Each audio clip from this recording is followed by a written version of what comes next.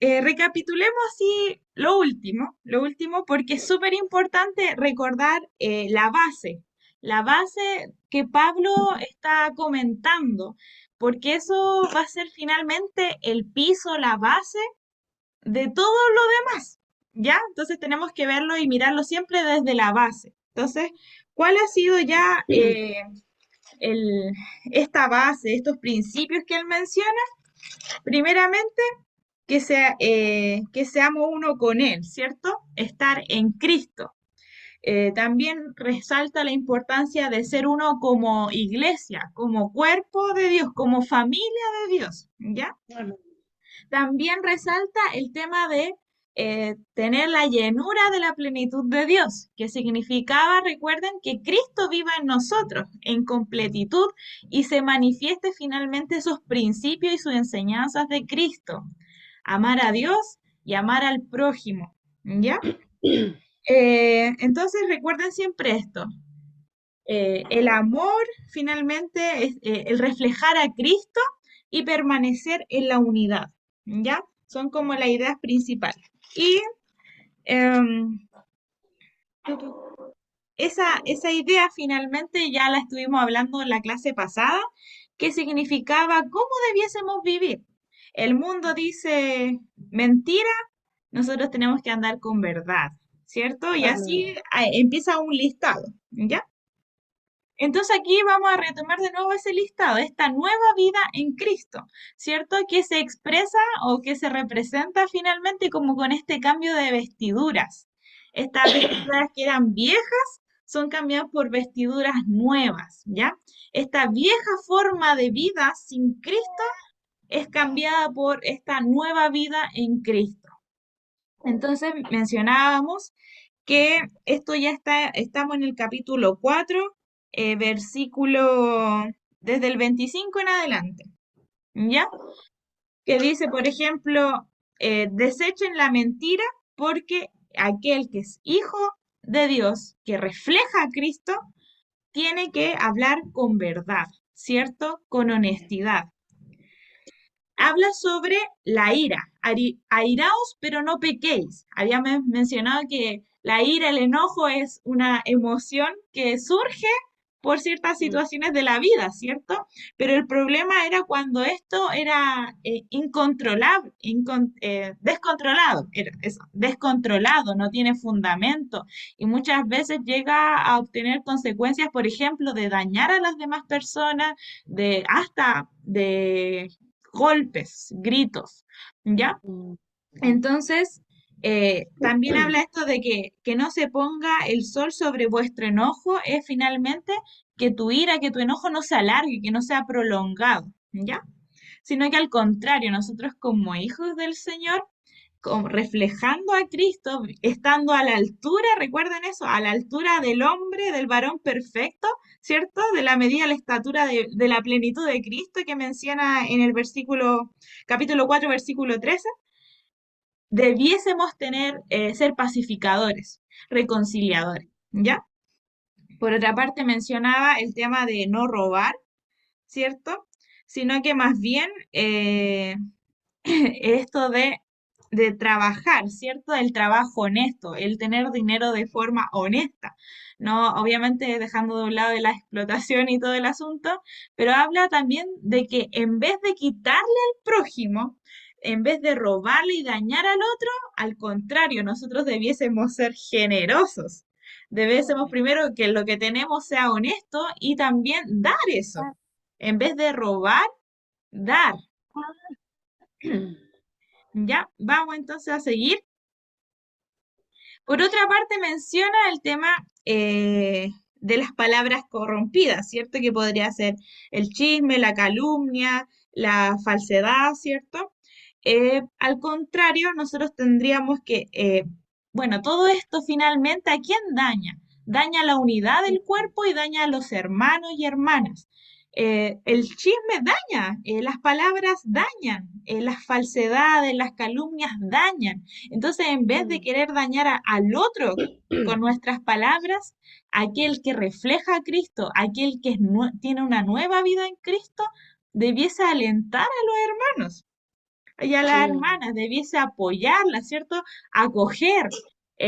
Recordábamos que hasta en Gálatas mencionaba de esto del espíritu, con espíritu de mansedumbre, ¿cierto?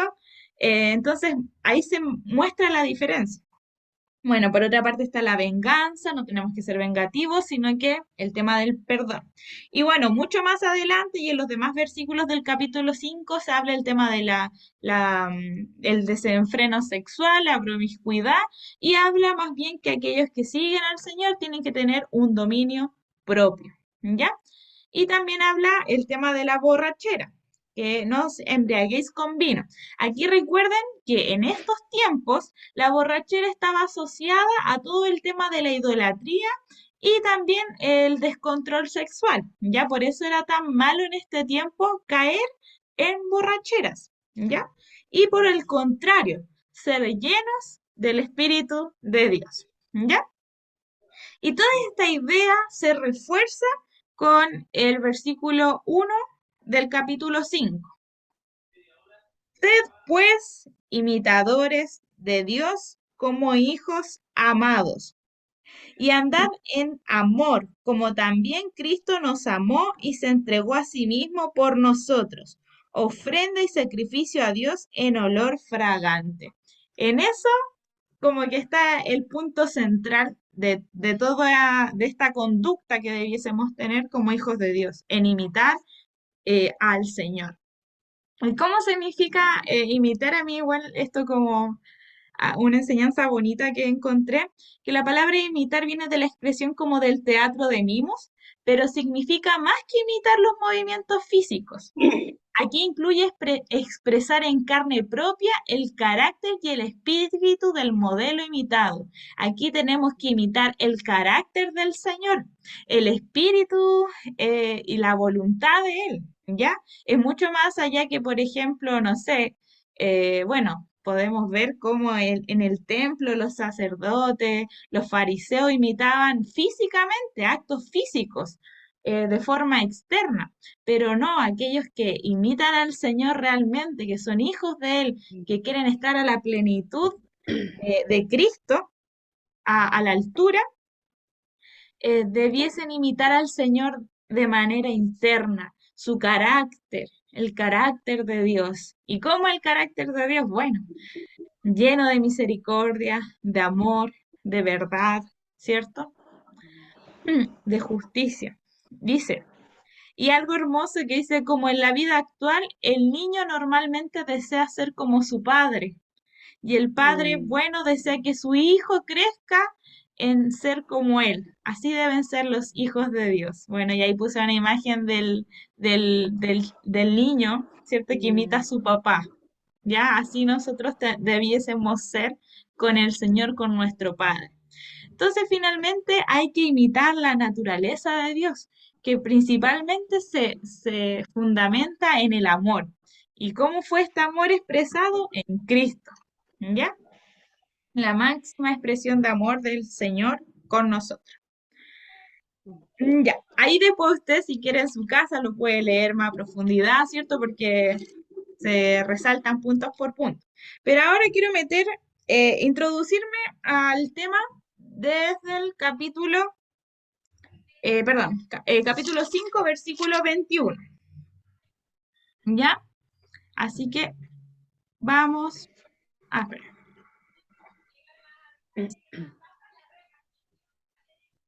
Ah, no, antes de eso, perdónenme, perdón. Acá es interesante porque Pablo en el capítulo 5, versículo 19, habla de esta llenura del Espíritu Santo. Sed llenos del Espíritu Santo, dice, hablando entre vosotros con salmos, con himnos y cánticos espirituales, cantando y alabando al Señor en vuestros corazones, dando siempre gracias por todo al Dios y Padre en el nombre de nuestro Señor Jesucristo. Entonces es interesante cómo Pablo eh, menciona cómo es la actitud de aquel que está lleno del Espíritu.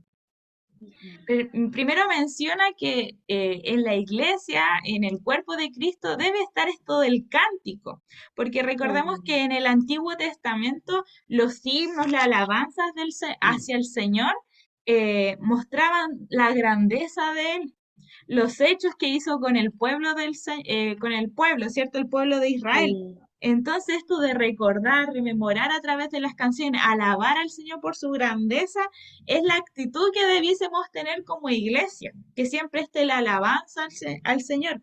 Pero no tan solamente eso, sino que también cantando y alabando al Señor en vuestros corazones. Acá habla mm, del interior, de esta alabanza y adoración al Señor de corazón, ¿cierto? Sin caretas, de forma real y profunda. Ahí se manifiesta realmente la actitud de aquel que es lleno del Espíritu. Alguien que alaba al Señor, adora con su vida entera desde el corazón, ¿ya? Y mm, también menciona esto de dando gracias por todo al Dios y Padre. El agradecimiento es algo muy importante porque ahí se reconoce a Dios como el dador mm. proveedor Proveedor. de todo, ¿ya? Amén. Sin queja. Eh, Mm, ¿Cierto? Y reconocemos las dádivas, las misericordias del Señor. Entonces, hermanos y hermanas, yo le insto a que siempre estemos agradeciendo al Señor muchas mm, veces por las dificultades de la vida, ¿cierto? Del sistema, nos tendemos a bajonear y se nos va el gozo. Pero como hijos de Dios, uno de los frutos, el fruto del amor es el gozo. El fruto del mm, espíritu, perdón, es el gozo. Entonces, eso debe nacer de forma natural de aquel que es hijo de Dios. ¿Ya? Y esto, bueno, sabemos que lo otro importante de ser llenos del Espíritu también yo considero el versículo 21. Antes la Biblia no se separaba por títulos, acá le pusieron una separación, pero para mí el ser lleno del Espíritu también considera el mm. versículo 21, que es Amén. someteos unos a otros en el temor de Dios. ¿Y qué significa esto de someterse los unos a los otros? Es elevar al otro.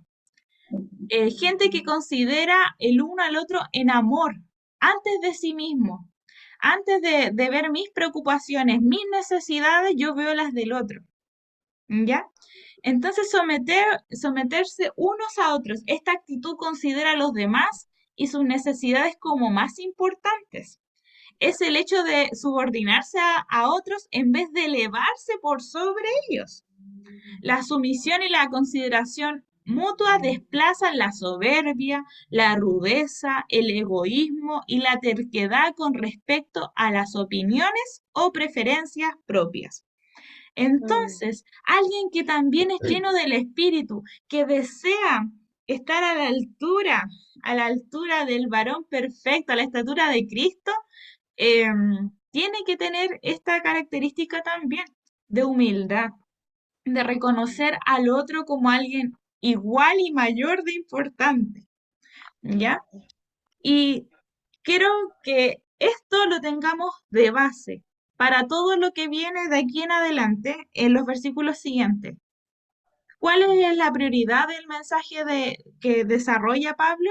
Primero, mantener la unidad del cuerpo de Cristo. Y segundo, esto mismo, de cómo se mantiene esta unidad considerando al otro como una persona en todos sus derechos y capacidades, reconocerla como alguien mm, valiosa e importante, ¿ya? Esa es la base de todo lo que va a desarrollar de aquí en adelante. Y que todo esto, que todo lo que esto, todas las relaciones que se van a explicar, tienen que ser en el fundamento de Cristo y de amor, de unidad y de reflejar a Cristo, ¿ya? mm. Así que ahora vamos a darle con todos los siguientes versículos que tienden a ser un poco conflictivos quizás, o más que conflictivos, son palabras quizás fuertes para leer en nuestro tiempo, ¿ya? Y acá entonces, bueno, me adelanté, pero ahí dice la base principal, el primer principio para mantener la unidad en la familia, así como también en la iglesia, es someterse unos a otros en el temor de Dios. No es la sujeción vertical, como que uno esté por sobre otro, ¿ya? Sino más bien que todos estamos entre sí sometidos a los demás, ¿ya? Mm, mm. Entonces vamos a comenzar. Eh, alguien, ya vamos a pedirle a mi hermano, a mi hermana Irene, si puede leer el versículo 22, ¿Cómo, Efesios 5, mijita? Se le fue la voz. ahí sí, ahí sí. Si puede leer Efesios 5, versículo 22, Amén. 22, 23 y 24. Ya. Dice en el nombre del Señor. Las casadas estén sujetas a sus propios maridos, como al Señor, porque el marido es cabeza de la mujer, así como Cristo es cabeza de la iglesia, la cual es su cuerpo y Él es su Salvador. Así que como la iglesia está sujeta a Cristo, así también las casadas lo estén a sus maridos en todo. Amén. Amén. Muchas gracias. Ya, primero que nada, para entender el significado de este pasaje, debemos mirar la cultura y las costumbres de aquella época, ¿ya?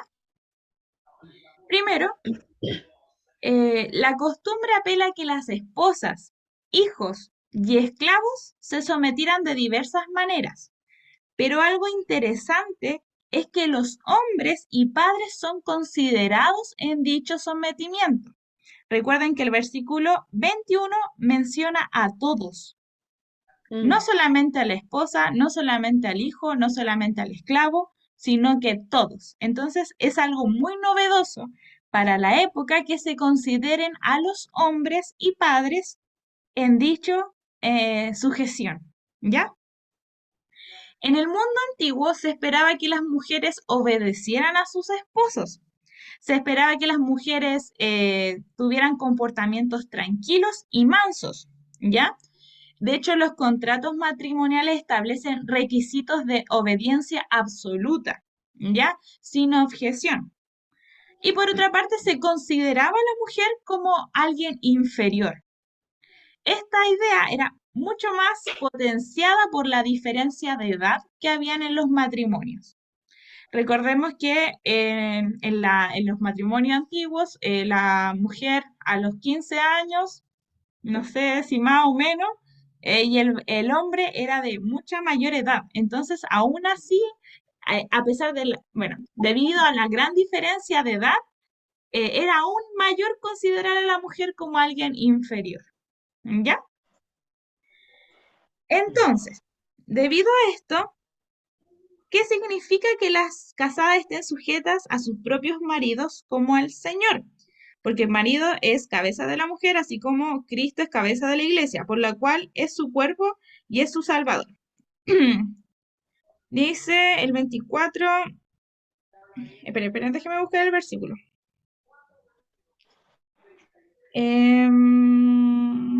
Ya, después lo vamos a seguir leyendo, ¿ya? Aquí, ¿a qué se refiere?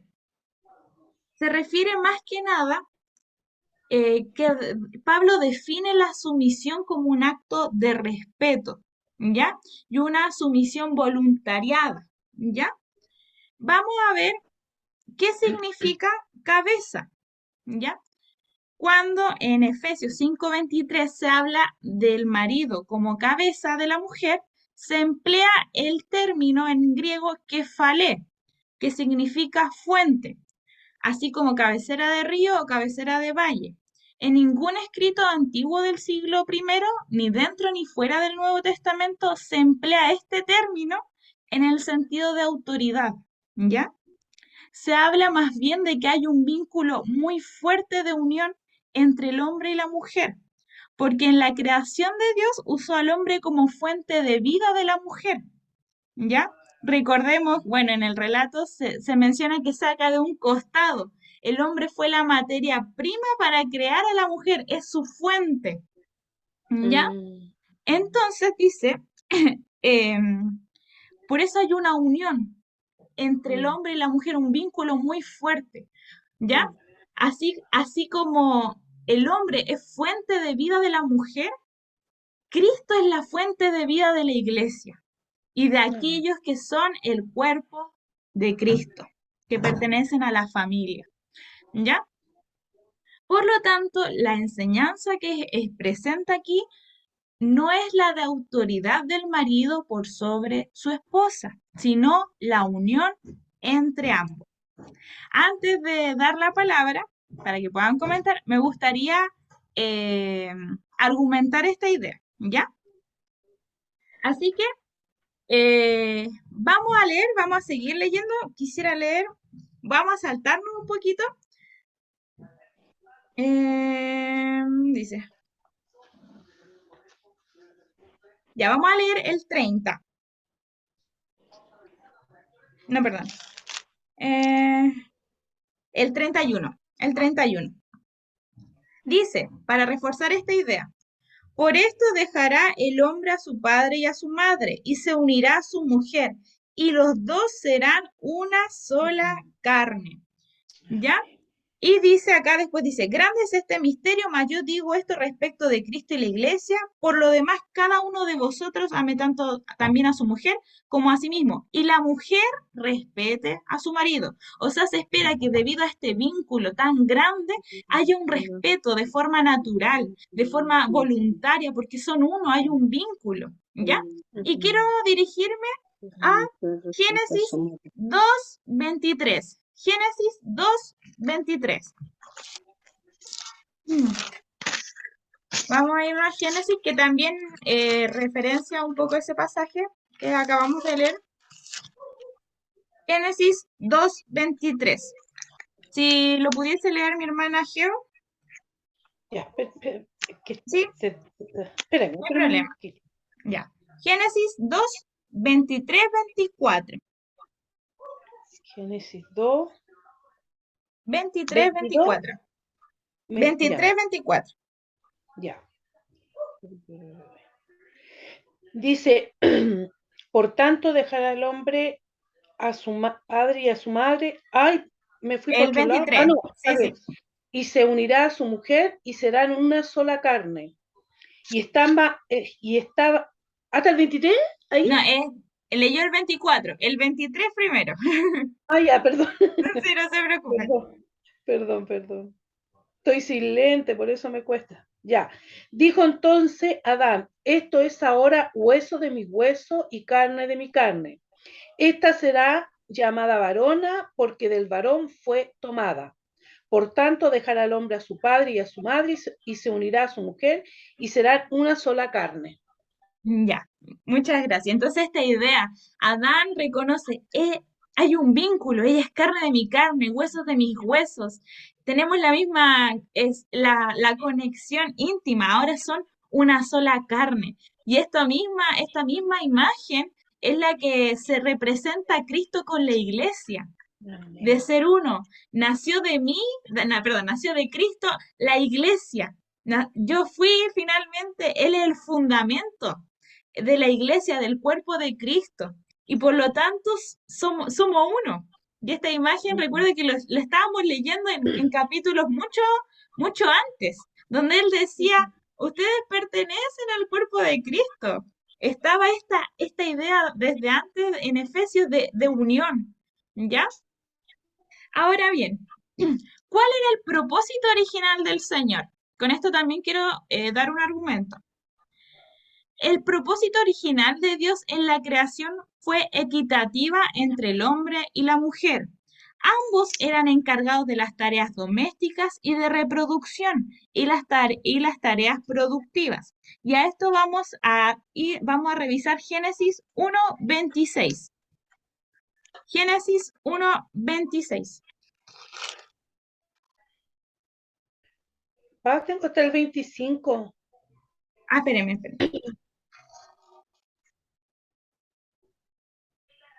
1, el capítulo 1.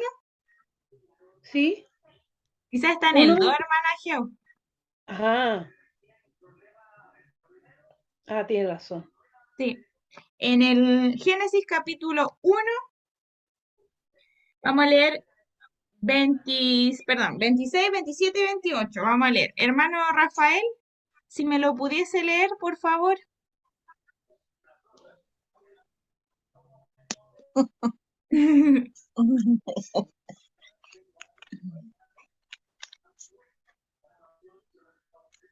No lo escucho por si acaso, ahí para que desactive su audio.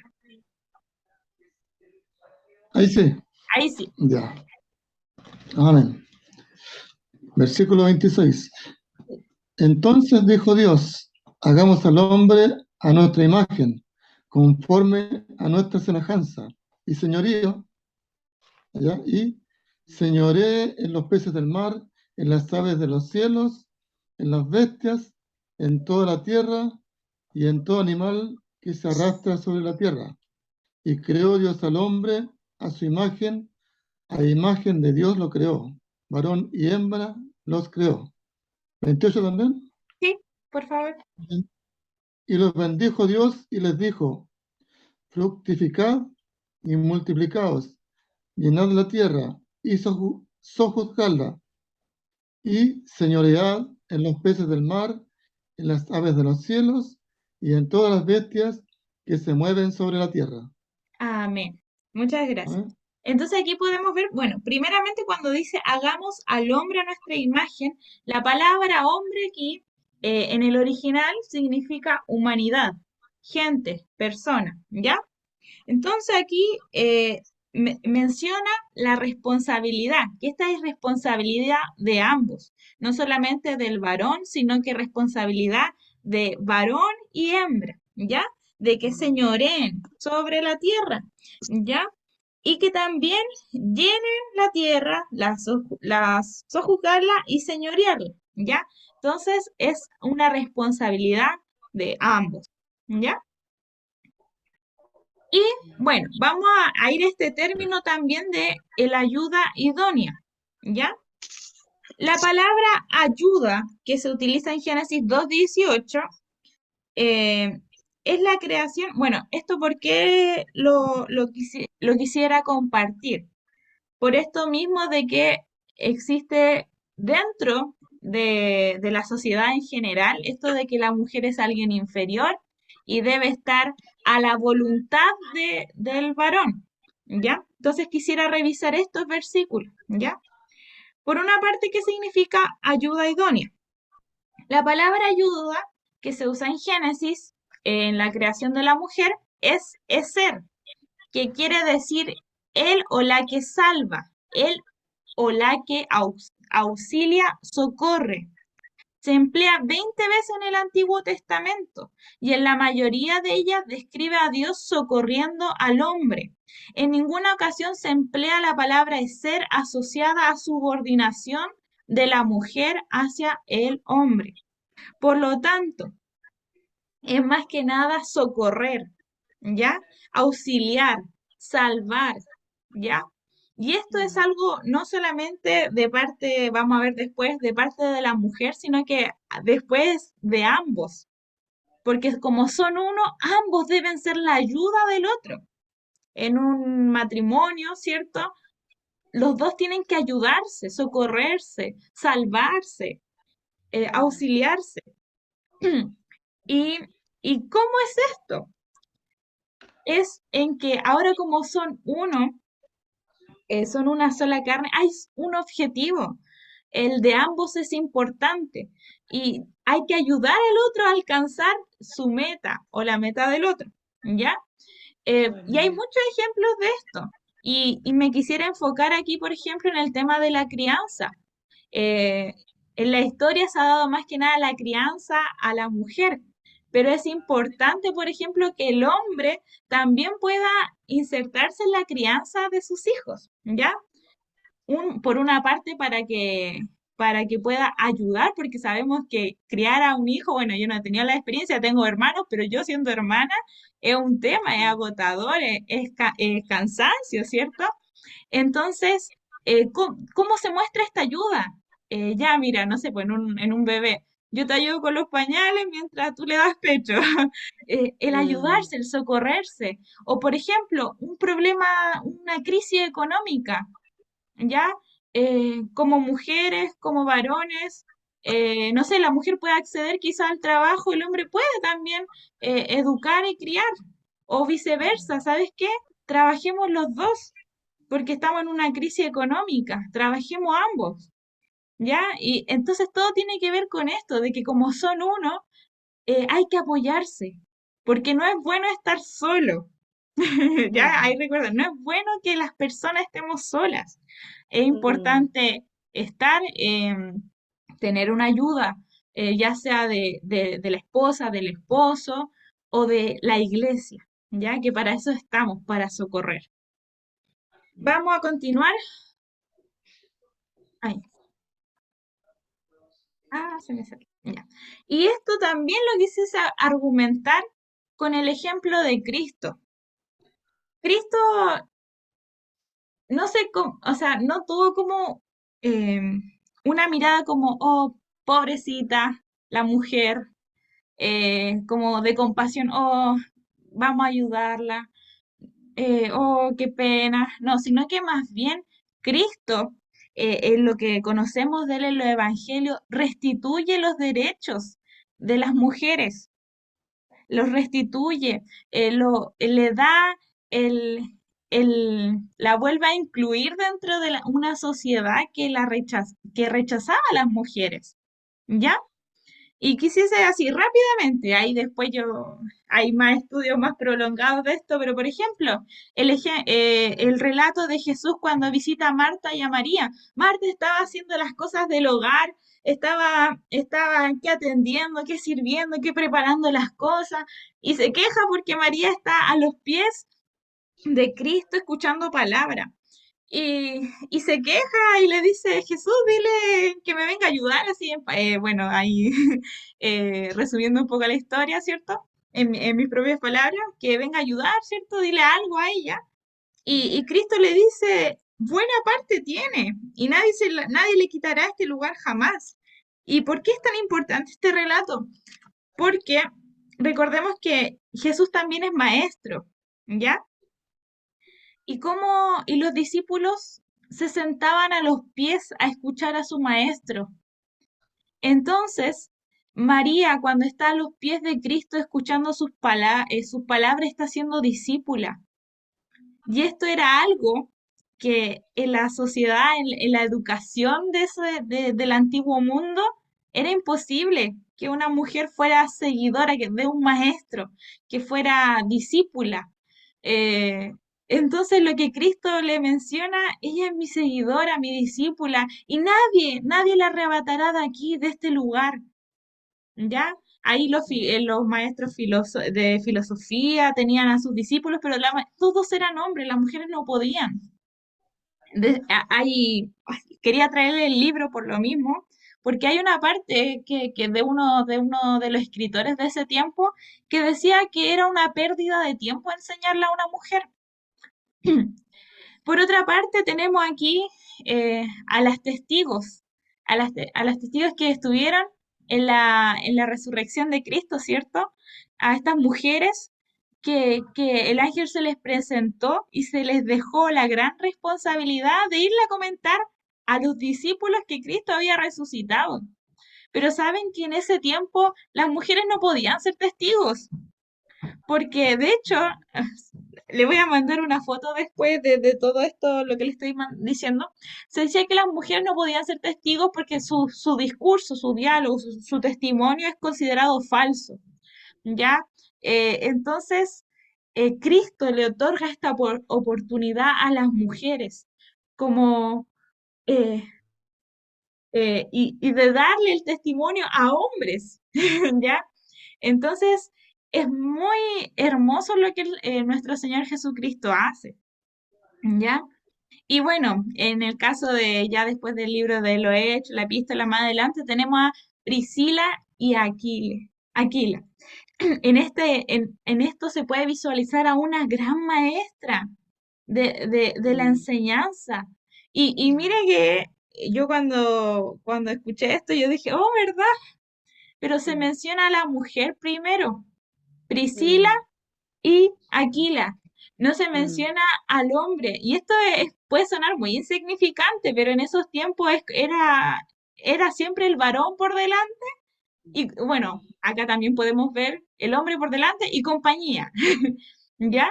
Entonces aquí finalmente se menciona y se rescata a Priscila como una gran maestra, como alguien que enseña. Apolo Mm, mismo amén, le enseñó, amén, ¿cierto? Entonces es amén. increíble esto de que el cristianismo debiese restituir los derechos de las mujeres, ¿ya? Y esto no, no por superioridad de hombres, sino que funcionar como uno, donde todos nos sometamos a los demás, donde todos nos respetemos, Mm, ya, donde todos validemos la opinión de los demás, ya, donde podamos amarnos y no mirar en menos y no mirar como personas inferiores a las demás personas, ¿ya? Y por esto mismo, esto es un tema que mis papás, yo todo esto se los presenté a mis papás, y este es un tema, el tema del sacerdocio del hogar, que lo van a tratar ellos con mayor profundidad, ¿ya? Pero sí vamos a darle una pincelada. El sacerdocio en el hogar. Vamos a ir a Primera de Timoteo 2:5.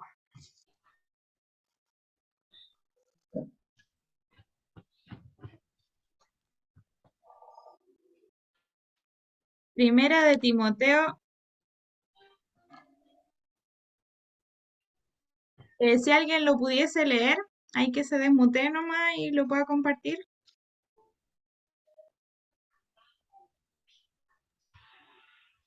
Amén. ¿Ya? 2:5. Amén. Dos Sí, cinco, ya. hermano Rafael. Ya. Porque hay un solo Dios y un solo mediador entre Dios y los hombres, Jesucristo hombre.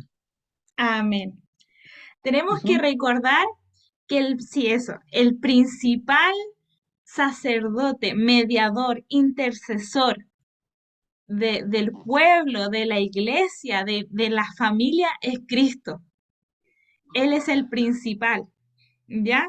Es Cristo finalmente a través de la cruz, ¿cierto? Que Él eh, nos unió nuevamente al Padre. Volvamos a Efesios, recuerden, Efesios los primeros capítulos al principio, Él fue el que unió todas las cosas, el cielo con la tierra, Él fue el mediador, Él fue el que cumplió finalmente el sumo sacerdote, que en otras epístolas también lo llama, que cumplió doble función, ¿cierto? Fue rey y fue sumo sacerdote. ¿Ya? Y ahora quisiera irme, vamos a leer solamente, porque como le dije va a ser una pincelada solamente, después lo van a tratar en mayor profundidad, y me gustaría revisar Apocalipsis 1:6.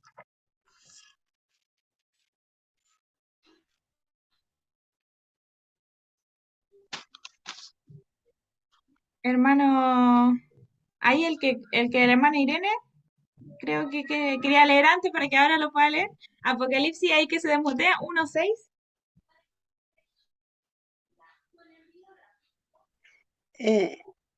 Dice, y nos hizo reyes y sacerdotes para Dios, su Padre.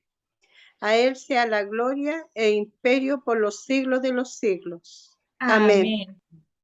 Si usted lee otras versiones, habla sobre que hizo un reino de reyes y sacerdotes, ¿ya? Y voy a dejar como tarea para que usted pueda leerlo y ver qué significa esto para nuestra realidad, para usted, para su familia, para su casa. Que el Señor hizo un reino de reyes y sacerdotes, ¿ya? Y Amén. cómo esto se debe manifestar en el hogar, en el mundo entero también, ¿ya? Mm, Lo voy a dejar como pincelada. Queda pendiente más adelante con mis papás para abordar en profundidad este tema. Amén. mm. Y vamos a continuar. Ahora sí, volvemos a Efesios. Vamos a continuar con el relato. Efesios, capítulo 5, versículo 25. Capítulo 5. Sí, Efesios capítulo 5, versículo 25. Ya, mi hermano Pedro, no sé si me lo pudiese leer, si está por ahí. Amén. Sí, 25, amén. 26, 27, 28. Bueno, ahí ustedes yo le digo cuando pare, porque son hartos, pero ahí le da nomás. Desde el 25 en Ya. adelante. Nueva versión internacional, ¿ya? Ya.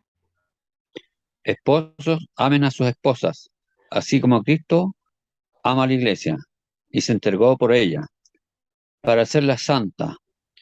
Él la purificó, lavándola con agua, mediante la palabra, para presentársela a sí mismo como una iglesia radiante, sin mancha ni arruga, ni ninguna otra imperfección, sino que santa, intachable.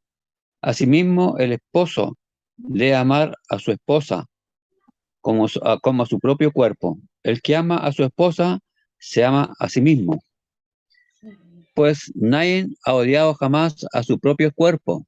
Al contrario, lo alimenta y lo cuida, así como Cristo hace con la iglesia, porque somos miembros de su cuerpo. Por eso dejará el hombre a su padre y a su madre, y se unirá a su esposa, y los dos llegarán a ser un solo cuerpo. Esto es un misterio profundo. Yo me refiero a Cristo y a la iglesia. En todo caso, cada uno de ustedes ame también a su esposa como a sí mismo, y que la esposa respete a su esposo. Amén. Muchas gracias, hermano Pedro. Bueno, aquí Amén. vemos cómo se profundiza aún más, bueno, ocupa mucho esta imagen del matrimonio, de la relación de Cristo con la iglesia, ¿cierto? Para profundizar aún más. Pero acá vamos a nosotros detenernos también en esta relación del hombre con su mujer, ¿ya?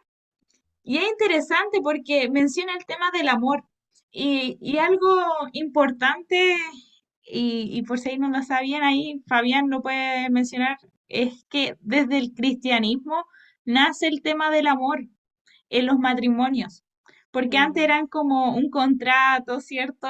Era más bien acuerdos de padres, de políticos, bueno, y desde el cristianismo se potencia aún más esta idea del amor que debe existir entre en los matrimonios, ¿ya? Y bueno, también el amor hacia el prójimo. Entonces, el amor acá es mucho más profundo que el amor eros, el amor erótico, que el amor de familia, ¿cierto? Sino que muestra este amor que debiésemos tener, y sobre el esposo ahí también, que es el amor ágape, el amor de Dios. Que ellos puedan amar a sus esposas como a sí mismo, porque recuerden esto siempre, son una carne, son un cuerpo, son uno mismo. Entonces, ¿cómo es este amor que debiesen tener? El amor de Cristo, que se entregó a sí mismo a favor de la humanidad. Así también el esposo debe entregarse a sí mismo, ¿cierto? Por su esposa, viendo las necesidades de ella, sus problemáticas, por sobre, por sobre sí mismo. Entonces recuerden siempre esto, es ser uno. Y esto finalmente es manifestar y la plenitud de Cristo. Aquí en estas relaciones, en que haya amor, en que haya respeto, en que se mantengan unidos juntos, ahí se ve finalmente el ser lleno, estar en la estatura de Cristo, ¿ya? Así que qué hermosos pasajes y bueno, eh, poder trabajar esto, ¿ya? Y vamos entonces a centrarnos en el segundo tipo de relación que muestra el escritor Pablo, ¿cierto? Que es la de los hijos con los padres, Tami, padre-madre, antes de que pasara al otro tema, ¿ya? eso es lo que me dijiste tú, que me lo pasaron en la U, que hablaban ¿Ya? del tema del amor, como en el matrimonio. No, no era algo como apoyando al cristianismo, sino que era como la historia del amor en el matrimonio. Y hablaba de que la idea de amor, así como romántica, cariñosa, nació en el cristianismo. Y antes del cristianismo no era solamente una unión civil, pues como por tierra, por derecho de dinero, o por alguna alianza política. Pero entonces el amor, así como más romántico, recién parte con Cristo. No era como algo apoyándose, incluso mi profesor era como un poco ateo, pero igual admitía que el romance, lo que nosotros entendemos de amor, solamente nace después del cristianismo. Antes la gente no lo entendía, no lo tenía dentro de sí. Eso. Y él es muy importante, bueno, Cristo lo resalta, ¿cierto? Este amor al prójimo, pero también que Pablo lo tome, ¿cierto? Y lo ponga en las relaciones matrimoniales, ¿ya? Muchas gracias ahí por el aporte. Y vamos a pasar entonces a las relaciones de padre e hijo. Y recuerden, siempre en la base de ser uno, ¿ya? De ser uno, siempre en esa base, ser uno, de manifestar a Cristo en las relaciones de padre, hijo, madre, hija, ¿ya? Primero, vamos a leerlo. Eh, tu, tu, tu, tu, tu. Mi hermana Marisol, si está por ahí, si me pudiese leer Efesios 6, versículo 1, 2 y 3. Tamarita, espérame un momentito que voy subiendo la escala. Ah, ya, después entonces, ya, mi hermana Irene, Bueno, ya. si me pudiese apoyar Dígame, ahí, si me puede leer Efesios 1, 2 y 3 Efesios 1:12. y 3 del capítulo 6. Me llamaron y me dejaron con poquito volumen. Ah, pucha. Cosas, sí. 1:12. Perdón, el capítulo 6, versículo 1, 2 y 3.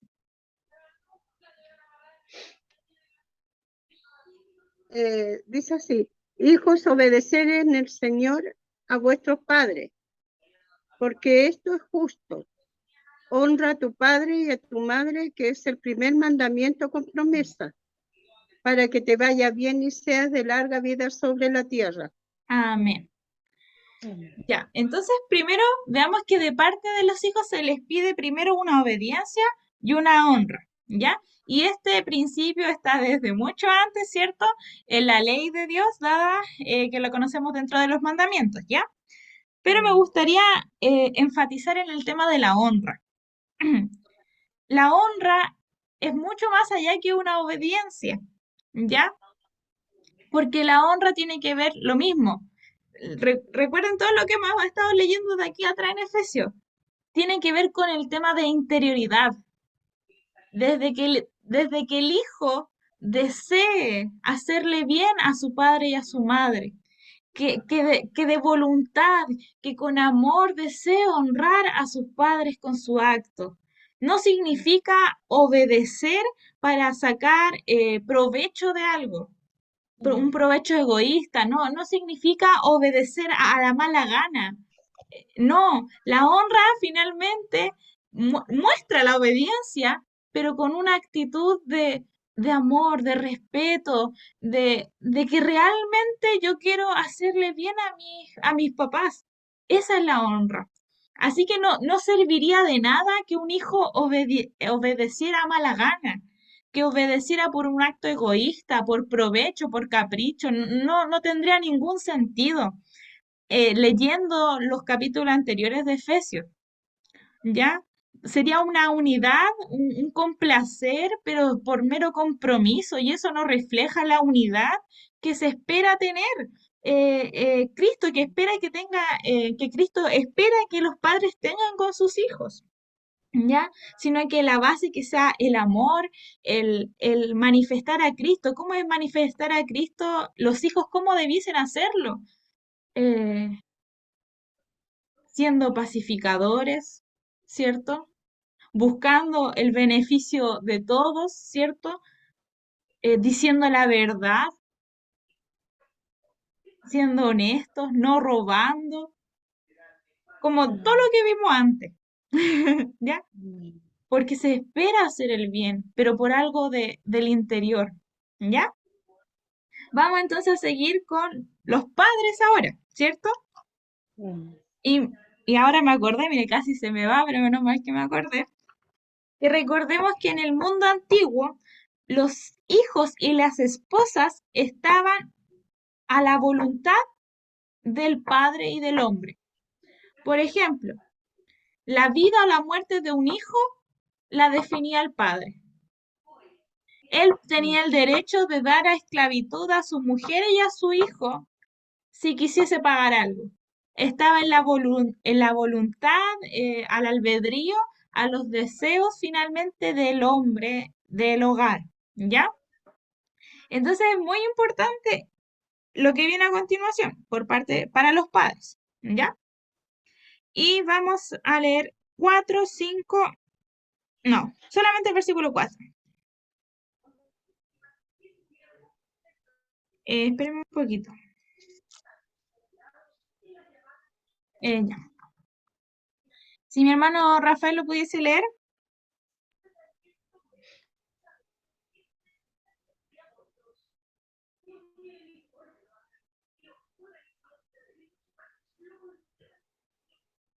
Está muteado mi hermano Rafael. Si me pudiese leer el 6, versículo 4. Ya. El 6, versículo 4, ¿sí? Ya. Y vosotros, padres, no provoquéis a ira a vuestros hijos, sino criadlos en disciplina y amonestación del Señor. Amén. Amén. Esta idea se repite en otras cartas. De hecho, usted si tiene una Biblia con referencias, concordancia, no sé cómo se le menciona, lo va a derivar a otras cartas.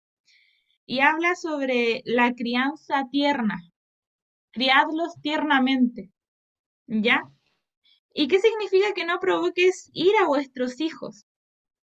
Algo injustificado, que los saques de quicio, que mediante, por ejemplo, la sobreprotección o viceversa, ¿cierto? Desligarse, descuidarlos por completo, negligencia de cuidado, ¿cierto? Puede provocar ira, puede provocar enojo, ¿cierto? Entonces, es muy importante el vínculo que tiene que generar el padre con su hijo. Y mire, les voy a contar un caso que estoy atendiendo en el programa. Y resulta que este caso es sobre un chico de aproximadamente 15, 16 años que ha presentado conductas bien conflictivas, ¿ya? Se le llama así como se desregula emocionalmente, empieza a golpear paredes, a gritar, todas las noches, ¿ya? Y ha sido tanto como su enojo, su ira, que ha empezado a utilizar arma blanca, llegado a amenazar a las personas de los vecinos, llegar a, bueno, a las profesoras le ha golpeado, a los compañeros igual, lo tuvieron que sacar del colegio. Por otra parte, le ha cortado los dedos a personas de afuera, entonces hay una ira y un enojo muy grande, ¿ya? Eh, y nosotros tratamos de investigar qué producía todo eso, ¿ya? Y nos dimos cuenta de que la madre, en este caso, bueno, igual el padre no, usualmente en la familia chilena el padre de repente es un poco ausente, ¿cierto? Pero resulta que la madre tenía otra familia, otro hijo, y en las noches la madre se iba todas las noches a ver a su otra familia, ¿ya? Entonces esto generaba sentimientos y emociones de abandono por parte de su hijo, ¿ya? Tampoco existían momentos donde jugaran juntos, vieran películas juntos, no existían abrazos, no había palabras de amor ni reafirmación. Y ella, bueno, venía de una historia que sus papás fueron igual que con ella, de la misma forma, y por lo tanto, y que se justifica ella también diciendo es que yo soy fría y no me gusta, ¿ya? Entonces esto llevaba a este joven a comportarse y a tener sentimientos de abandono finalmente. Eso es una de las posibles conclusiones e hipótesis que tenemos, ¿ya? Y es súper interesante porque pensábamos como equipo de trabajo que quizá el chico podía haber caído porque no cayó en depresión, no cayó en depresión, no cayó en pena, sino que porque si hubiera caído en eso quizás se hubiera cortado, hubiera atentado con su vida y no, al contrario, está enojado con el mundo. está enojado con su familia, está enojado con su madre, muestra un enojo. Entonces, es interesante porque muchas veces dentro de las familias se producen en los hijos un enojo que muchas veces los padres no comprenden y no entienden. Y porque no fortalecen tampoco este vínculo de confianza, de respeto, de cuidar, de compartir, de que hay puros gritos de repente. Entonces eso va produciendo ira, ira. Entonces eso como paréntesis, ¿ya? Como algo de reflexionar, de esto de criar tiernamente, ¿ya? Que es súper importante, sobre todo para los niños que van creciendo, para que después no lleguen a la adolescencia y lo único que quieren ir es salirse de sus casas, ¿ya? Porque ya no soportan nada y todo comportamiento de un niño, de una niña, de un adolescente tiene una razón de ser, ¿ya? No es como, oh, la adolescencia, no, tiene su razón de ser, ¿ya? Y bueno, habla sobre el Mu- tema de la disciplina y la... Ah, ¿alguien habló por ahí? No, es muy importante, pues es muy importante la comunicación entre padre e hijo, madre e hija, Sí, como familia. Y sí, reflejar, por eso como cuerpo de Cristo nosotros tenemos que reflejar el amor de Dios. amén, ¿Y cómo reflejamos el amor de Dios? A través de la palabra, instruyéndonos la palabra, porque ahí el amén. Señor nos enseña, porque el mayor ejemplo fue Jesús. Mm, Entonces, por eso es amén, muy importante la comunicación de padre e hijo. así es. Sí, es súper importante. Y bueno, desde dentro de lo mismo habla el tema de la instrucción y la disciplina, ¿ya? Y esto también es algo que ha sido como súper mal entendido eh, en el tema de la crianza, ¿cierto? Porque se piensa que la disciplina es pegar con vara, ¿ya? Cuando no entiende, cuando no comprende, la disciplina es esa, mediante castigos. Digo, es bueno disciplinar porque establece normas y límites claros, ¿ya? Pero hay disciplinas que llegan a un punto ya de violencia, ¿ya? Y no solamente física, sino que también verbal, donde se dañan a los hijos emocionalmente, ¿ya? Y vuelvo con esto con palabras de eres tonto, eres igual que tal persona, no sirves para nada. eh, Palabras que pueden dañar finalmente al hijo o hija, ¿ya? Entonces, ¿qué se refiere a la disciplina y amonestación del Señor? Y esto lo vamos a recordar y vamos a mirar el Antiguo Testamento, que era responsabilidad de los padres y de las madres entregar la enseñanza verbal de generación en generación. Entonces, la disciplina tiene que ver con entregar, como bien decía mi hermano Pedro, la enseñanza de la palabra del Señor, ¿ya? Eh, de direccionar, de dirigir, de decirle, ¿sabes qué? El Señor hizo esto conmigo, quizás el Señor espera esto. eh, Hay que amar, honrar a otros, respetarlos, tener paz, paciencia, enseñar, ¿ya? Muchas veces, bueno, yo me imagino que, bueno, la sociedad ha sido súper difícil porque uno trabaja demasiado y prácticamente los padres les cuesta estar en la casa y compartir con sus hijos y pasar tiempo para enseñar en conjunto, ¿cierto? Para enseñar. Y al contrario, pasan en la tele, pasan en los celulares, ¿cierto? Y no existe ese espacio de compartir las enseñanzas. Y se espera que, no sé, pues que los colegios eduquen o que las escuelas dominicales eduquen cuando en el hogar debiese estar el fundamento de la enseñanza de Cristo, ¿cierto? Así que eso. Por otra parte, hablaba también esto de la vara como una reflexión que es como que cuando el padre, la madre pone los parámetros, ¿ya? Como la vara donde hay que llegar. Entonces el hijo debe continuar con esa vara y seguir hasta esa estatura, ¿ya? Eso es más que nada, ¿ya? ¿Algún comentario con lo que hemos visto hasta ahora? ¿Algo que quieran compartir? Así se genera también todo lo que es generacional, pues así como uno es como padre, se forma una cadena generacional porque los hijos pasan a ser igual. Algunas veces no, pero casi la mayoría toman el mismo ejemplo del papá, pues. Cuando el Sí. papá es golpeador, frío, entonces el hijo se va con esa en su mente, en su corazón. Mm, Entonces lo pasa cuando ella tiene familia, una de dos, o cambia con Cristo, eh, pues si sigue las cosas del mundo, vuelve cae lo mismo que el padre. mm, Entonces, por eso es muy importante la comunicación entre padre e hijo, el amor, ¿cierto? Y sí. todo esto lo enseña, porque a mí me pasó un caso, mira, lo voy a contar algo cortito. Ujú, sí. Un ejemplo, lo tomo como ejemplo y también le puede servir a otros. Yo cuando estuve en Uruguay siempre llamaba a mi hijo menor, porque uno siempre tiene un regalón en la familia. Mi hijo menor me roba el corazón, me roba el corazón. Entonces yo siempre llamaba a mi hijo menor. Hasta que un día mi hijo mayor me dijo, papá, me dijo, yo también soy hijo tuyo. Mm, Entonces yo estaba cometiendo un error.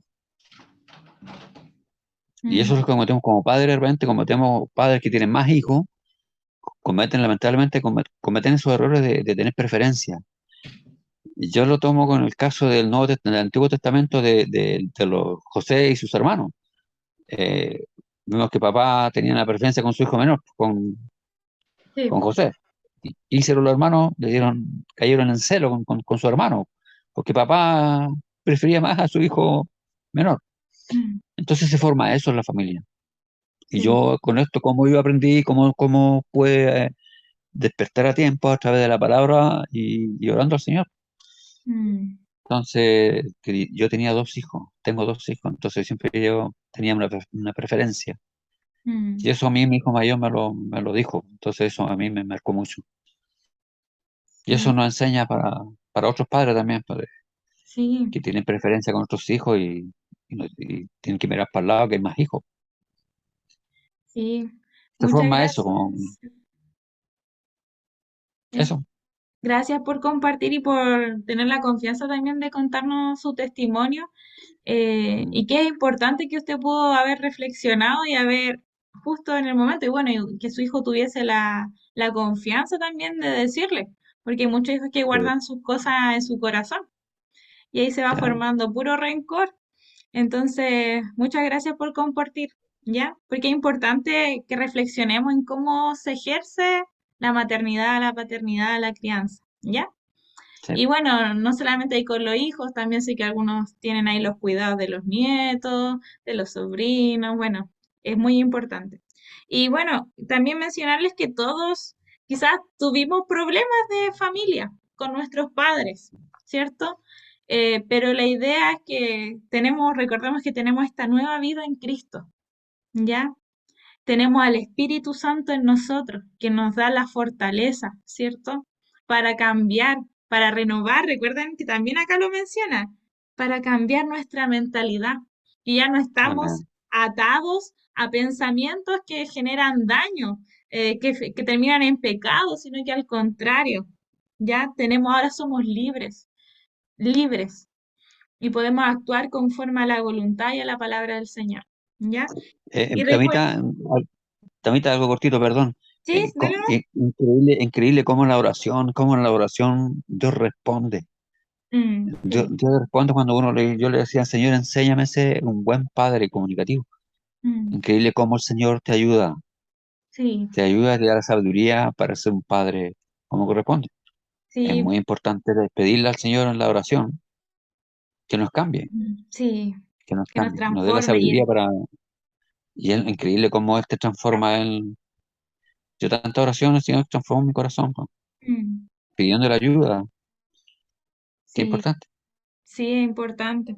El Señor está de nuestro lado y bueno, no es algo que se da de forma rápida, ¿cierto? No es que No, se forma de un día al no, otro, no, sino que algo no, que tenemos que adquirir, que tiene que hacerse hábito, que tenemos que ya poquito, trabajarlo, chino. que hay que Sí, volver a reforzar el lazo El vínculo, la unión Sí. que el Señor quiere es un trabajo de tiempo, de invertir, un tiempo de calidad, de compartir, de dar, ¿cierto? Y para volver a esta unión. Así que, wow, ya, gran camino nos queda, ya, para que manifestemos a Cristo en todas nuestras relaciones, ¿ya? Y ahora vamos entonces a la siguiente, que es la de los siervos, amos, los amos y los siervos, o esclavos también, ¿ya? Ya, vamos a leer entonces. Vamos a leer la primera parte. Ya. Hermano Pedro, perdón, ¿tiene ahí la Biblia? Si me lo puede también ahí compartir ahí, ¿Ya? que lo tengo ahí. El 5, 6, 7, 8 y 9. ¿De Efesios 6? Sí, Efesios 6. ¿El 5? Del 5 Ah, al ya. 9. Sí. Ya. Siervos, obedeced a vuestros amos terrenales,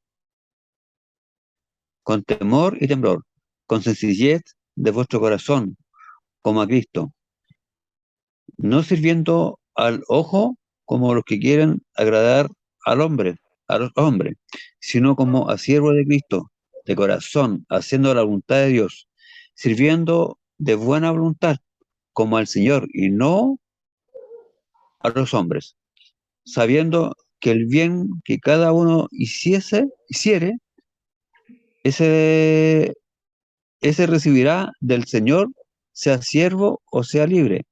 Y vosotros, amos, haced con ellos lo mismo, dejando las amenazas, sabiendo que el Señor de ellos y vuestro está en los cielos y que para Él no hay acepción de personas. Amén. Ya.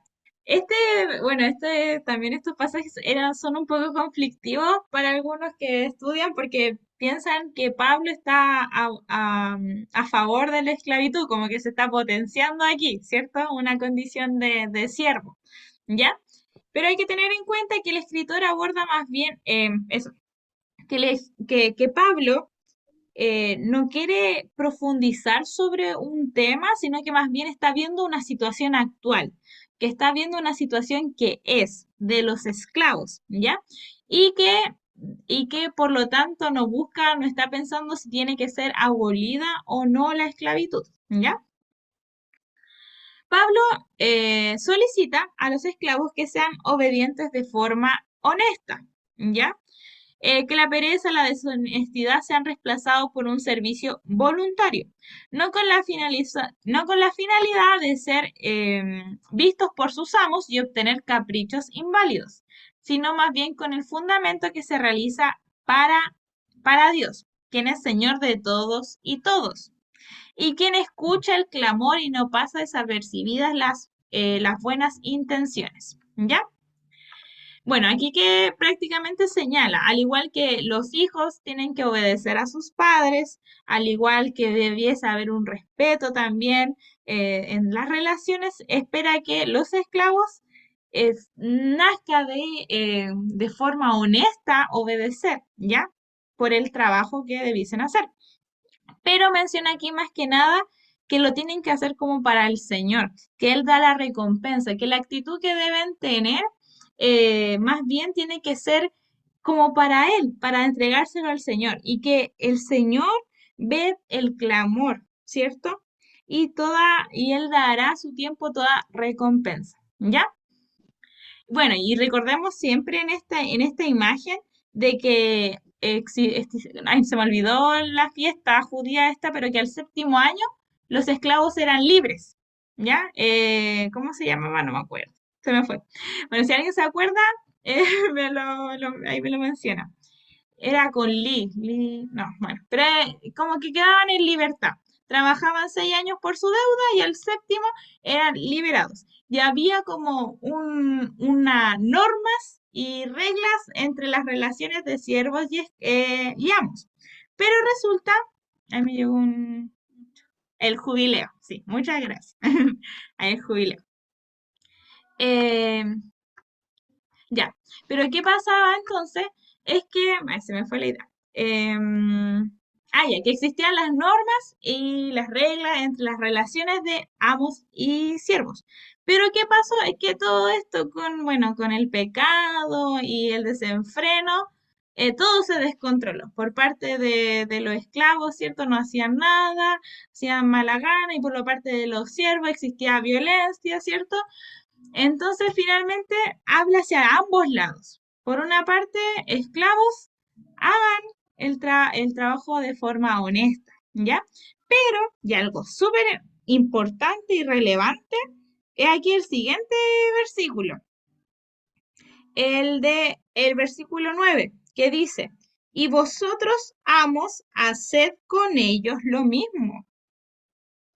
Y esto es súper interesante porque se espera que los amos también estén y respeten a los esclavos, que puedan acá, por ejemplo, pide por una parte obediencia, y también acá buscan que también los amos puedan ser obedientes a los siervos, pero en este sentido de buena voluntad, ¿cierto? De desear el bien, de conversar, ¿cierto?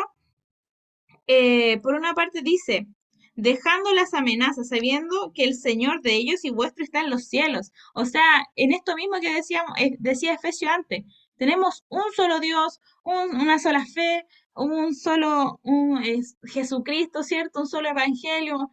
Entonces, el Señor de ellos es su Señor, y por lo tanto debiese haber una unidad también entre ustedes, un respeto, un amor en lo que hacen, ¿ya? Y dice, después más adelante, porque para él no hay excepción de personas. Y acá me gustaría comentarles que, por ejemplo, en el cristianismo era bien transformador para su época, porque muchos compraban a esclavos para después dejarlos libres, ¿ya? Y no solamente eso, sino que recuerden que las iglesias, las congregaciones ahora eran libres, no libres, ¿cierto? Judíos, gentiles, las mujeres también podían estar, hombres, niños, era de libre acceso.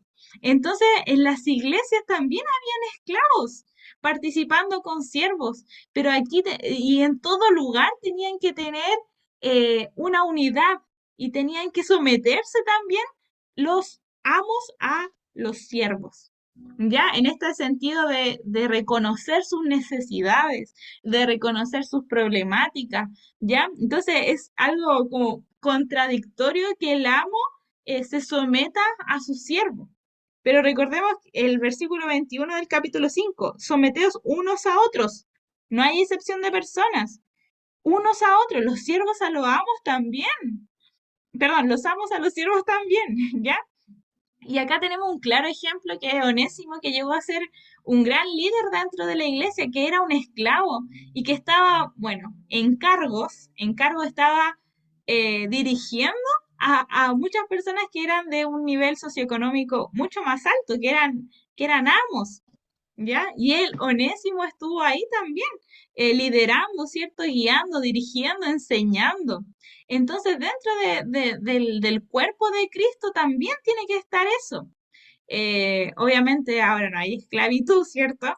Pero sí, por ejemplo, de que independiente de la profesión que tenga uno o el otro, del nivel económico, el pobre, el que tiene menos recursos, tiene el mismo valor, la misma importancia que el que tiene más dinero, ¿ya? Y por lo tanto, si no, lo que Pablo quiere mencionar es que si no está esto, que si no hay respeto, no hay amor, ¿qué genera? Que se rompa este vínculo y que genere división en el cuerpo. Entonces, por eso es importante nuestras relaciones en todos los ámbitos. Bueno, podemos ejemplificar esto también con los jefes. Con los jefes, no sé si, pero podría pasar que un jefe de uno de nosotros vaya a la iglesia y que nosotros estemos ahí liderando, ¿cierto? Que estemos guiando, que estemos enseñando, que estemos instruyendo, y debiese ser con completa naturalidad. Y que dentro, por ejemplo, de los trabajos, los que son jefes, los que son o los amos de esos tiempos antiguos, que respeten, que no exploten, ¿cierto? Que no se aprovechen de las personas que están bajo su cargo en términos de trabajo, ¿ya? Sino que al contrario, las personas cristianas debiésemos tener buenas condiciones laborales, ¿cierto? Hacia las demás personas porque entendemos el valor del otro, sus necesidades, sus problemáticas, y estamos al servicio, así como Cristo estuvo al servicio por todos nosotros, se entregó a sí mismo, así también nosotros. Pero es algo difícil, algo complejo, pero hay que trabajarlo, porque así manifestamos a Cristo, así generamos unidad y paz. Cristo es el que reconcilió todas las cosas, entonces no debiese haber mayor división con nuestras diferencias, ¿ya? Ya sea de edad, de profesión, de estatus, de lo que sea. Y bueno, ¿algún comentario hasta aquí?